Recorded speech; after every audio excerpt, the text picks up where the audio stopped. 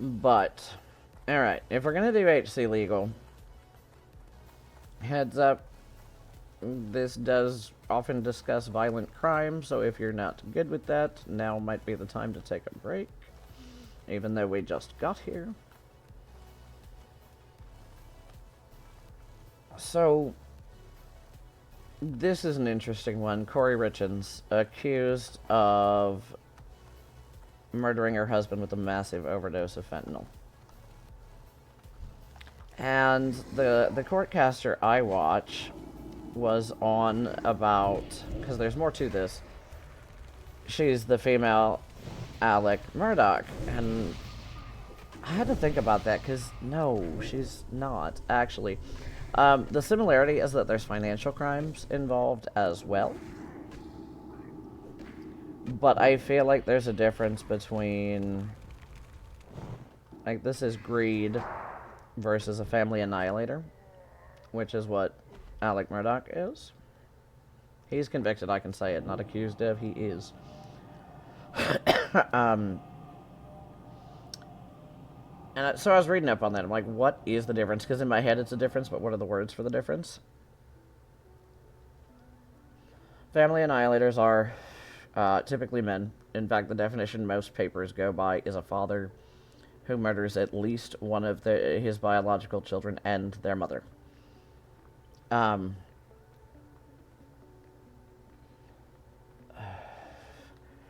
So, and they fall into several different categories, but Alex Murdaugh in particular falls in the category called anomic. He sees his family as proof of his financial success. And so when that financial success is about to go away because he's been caught embezzling from his law firm and his clients for decades, obviously the best thing to do in his insane little mind was to kill his wife and the son, who was also causing financial difficulties. As it turns out, if you don't parent your kids and you get them out of everything with money, when they kill someone, accident or not, it goes badly. That's bringing shame on the family, right? So he had a bunch of reasons. The kid voting under the influence, and a girl was killed. So he killed that son and the wife. My guess is that he thought the other son could kind of rehabilitate the family image. As it turns out, he can't, because he was expelled from law school for plagiarism. But anyway, this family has been solicitors in the same district in South Carolina for like 100 years. And now he's, disgraced because he's stealing. And the younger son is disgraced because he got drunk and killed somebody. And maybe the older son can rehabilitate the family's image, right? He's in law school. No. So anyway, Kouri Richins, not like that. She had a failing realty business, like a house flipping business, and she did some fraud and forgery to try and support that. And the husband had consulted divorce lawyers when he found out about it, and so fentanyl in his Moscow Mule.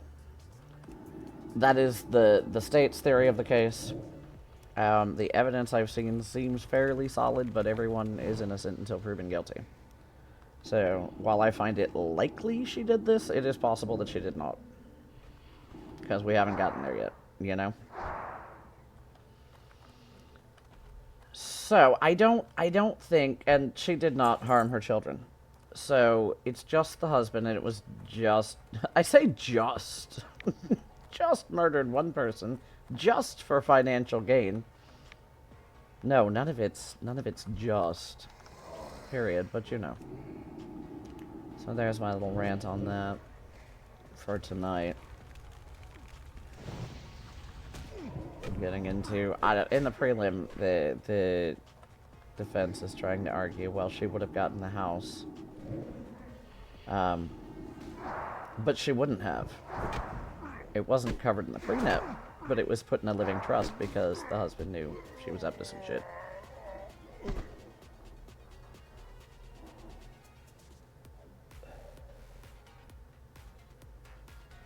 Speaking of,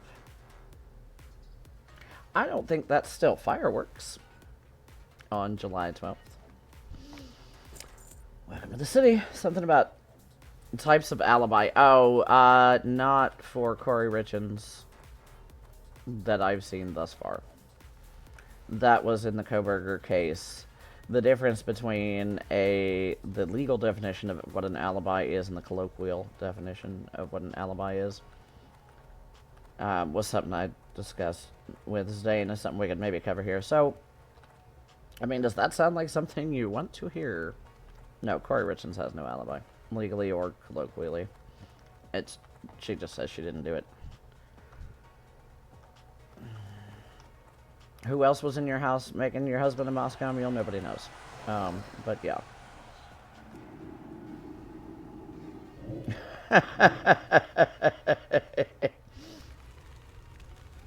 Hold on, let me kill these two first. But yeah, no, there is a difference. All this is just so fascinating. I mean, it's not, because people are dead, right? But, oh, well, god damn it, that didn't go well. Tongues.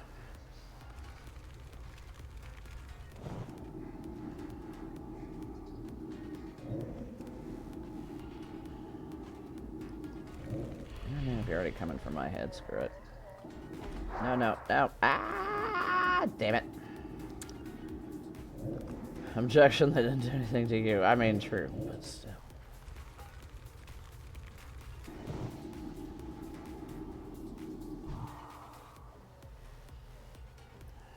3% health on the Voidwalker. Love it. But we got 2 Shaman, and that's the hardest things to get. So, legal definition of alibi. And by the way, I feel like this disclaimer has to be made. I'm not a lawyer, much less your lawyer. None of this is legal advice. Entertainment purposes only. Thank you.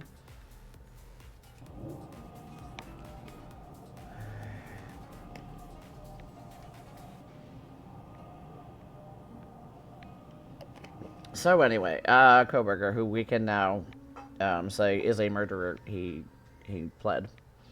And confessed, basically. One of the defenses they wanted to put up, his defense attorneys, was alibi. We're gonna, motion for alibi defense. The judge said, cool, what's the alibi? As it turns out, he has one in the colloquial sense, but very much not in the legal sense. In the legal sense, alibi is, I was here with this person doing this thing and I can prove it, and oh, we're gonna die.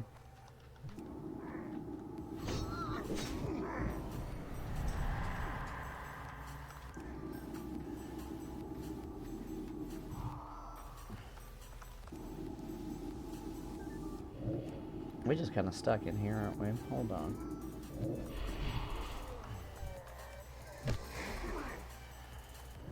My hell, buddy, don't ask me that right now.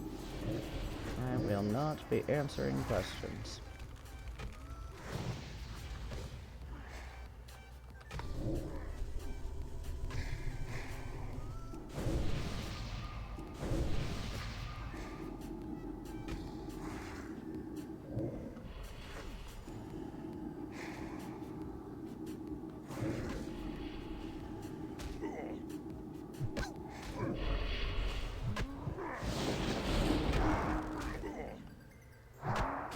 Man, I got nothing left here. Could we just... And this is why we don't go down in this area. My god.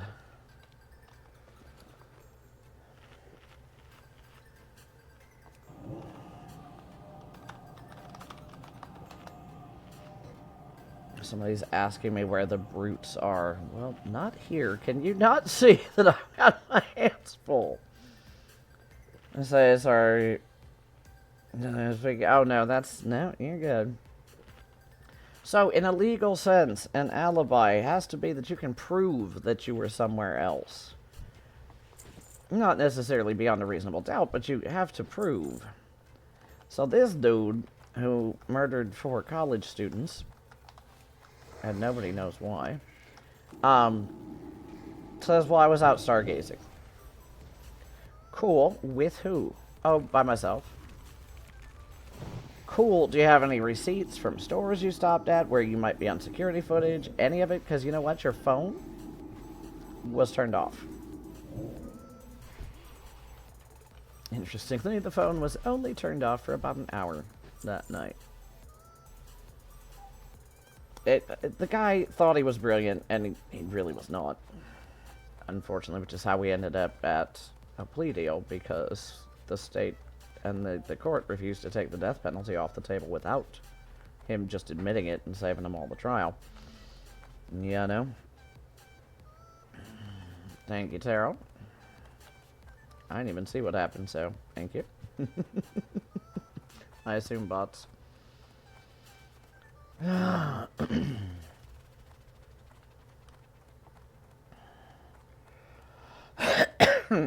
Anyway.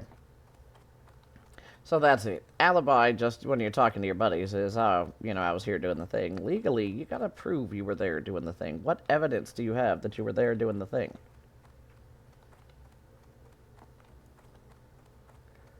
So, he ain't got one. Turned his phone off when he left the town he lived in, turned it off when he left Washington, turned it back on when he got back there. Now, at the risk of teaching people to crime better, don't do that. If you don't have a pattern of turning your phone off and on at random times, if it's always on, and then suddenly it's not, that doesn't really help you. Sure, it can't prove that you were at the place, but it sure doesn't look good. Don't do that. Yeah, it is, and he admitted as much. That's been the headline that's been tripping everybody up. That he, you know, oh, signed confession. Correct. Does he say why? Does he say any details? No, it's something they had to have for court. In court, they call it factual basis. In Idaho. That, you know, just saying, I am responsible for XYZ, and signed it. Just, you know. Responsible for entering this house with the intention to commit a felony, so there's the burglary charge. I, you know, entered the house to kill this person with premeditation, with malice aforethought, you know, blah, blah, blah, blah, blah. So that is the confession that he signed. And nobody's ever going to know why, I don't think. He can't profit off of it in Idaho. He's not supposed to. Australian mushroom murder woman. Oh, I gotta look that up. Zane was talking to me about that. Do you recall her name? Because the name will stick a whole lot better than mushroom murder woman. I generally stick to U.S. cases, since what I understand is U.S. law, and the courtcaster I like only does U.S. cases, but yeah.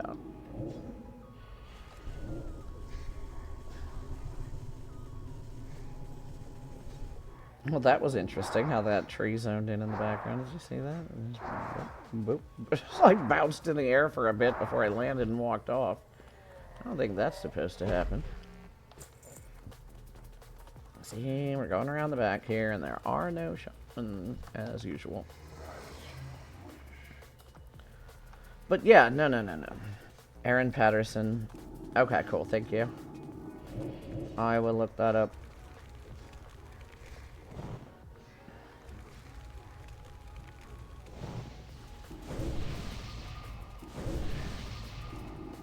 I don't know. All of this is super interesting. So, but yeah, this other lady, I don't actually know how she was caught. We haven't gotten that far. I think you find that that shit's more... It's not going to be... Preliminary hearing is just... Convince the judge that there is enough evidence to take it to trial. Easy, easy. I mean, not easy, depending on the case, but in this one it's very easy.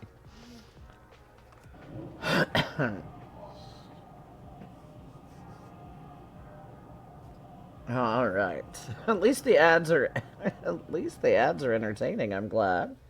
I'm glad.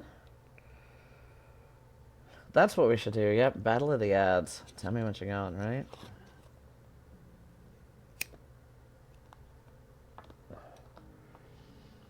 Alright. I don't know. We may expand on the HC legal thing and give it, you know, cute little graphics and different screens and whatever as we go. But for now, I'm just kind of testing out the theory. Does anybody want to hear about this?